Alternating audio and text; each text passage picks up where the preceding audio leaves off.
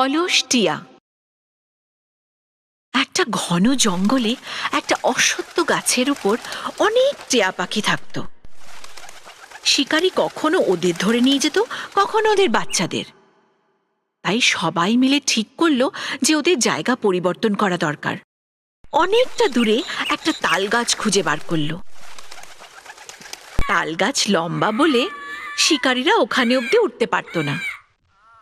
পাখিদের সর্বেসর্বা সবাইকে নিজেদের বাসা তৈরি করতে বললেন।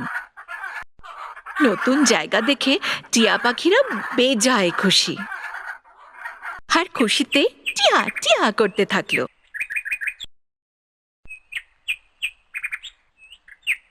কিন্তু তাদের সর্বেসর্বা সতর্ক ছিলেন আর নতুন জায়গার নিরীক্ষণ করতে লাগলেন। উনি দেখলেন যে ওই গাছের গায়ে একটা ছোট্ট লতা আছে।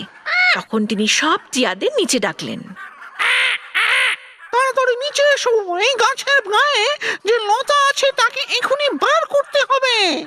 সব টিয়া পাখিরা নিজেদের বাসায় বিশ্রাম করছিল। ওরা ওখান থেকেই নিচের ওই লতাটাকে দেখতে আরম্ভ করলো আর বলল, মোড়ল মশাই, আপনি অযথা চিন্তা করছেন। এই ছোট্ট লতা আমাদের কি কষ্ট দিতে পারে? ওদের সর্বসর্বা ওই লতাটাকে উপড়ে ফেলার কারণ বোঝাতে লাগলো।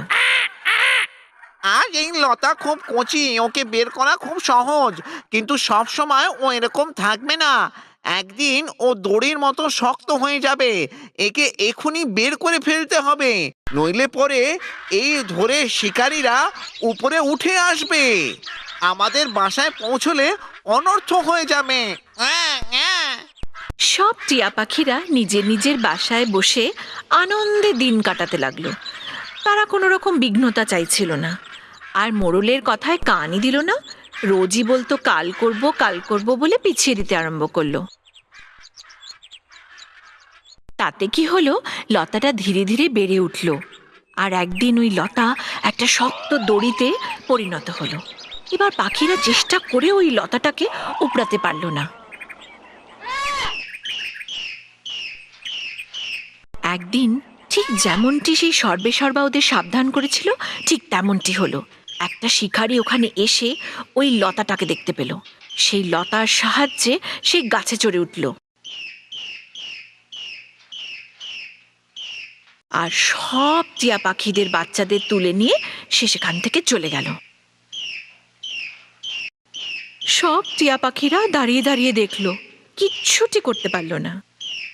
ওই ঘটনার পর সব টিয়া পাখিরা ওই গাছ ছেড়ে চলে গেল।